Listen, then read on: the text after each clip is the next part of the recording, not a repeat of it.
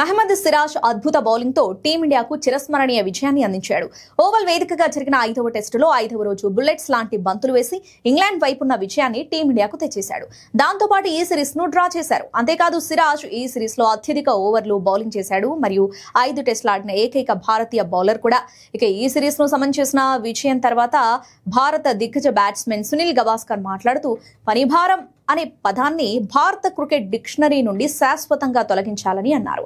ఈ పనిభారం అనే పదాన్ని మహమ్మద్ సిరాజ్ శాశ్వతంగా తొలగించాడు. భారత క్రికెట్ డిక్షనరీ నుండి కూడా పనిభారం అనే పదాన్ని తొలగించాలని నేను ఆశిస్తున్నాను. 5 టెస్టు మ్యాచ్లలో అతను నిరంతరం 7-8 ఓవర్లు స్పెల్ బౌలింగ్ వేశాడు. ఎందుకంటే కెప్టెన్ అతని మీద నమ్మకం ఉంచాడు. అంతేకాదు అతడు ఖచ్చితంగా భారత్ కు విజయాన్ని అందించగలడని యావత్ దేశం అనుకుంది అని గవాస్కర్ తాజాగా ఇచ్చిన ఇంటర్వ్యూలో చెప్పుకొచ్చాడు.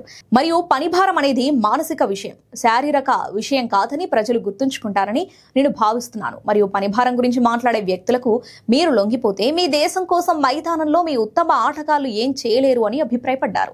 ఇక సిరాజ్ బౌలింగ్ చూశాక పనిభారం అనే పదాన్ని ఇండియా క్రికెట్ నుండి శాశ్వతంగా తొలగిస్తేనే మంచిదని ఆరోపించారు.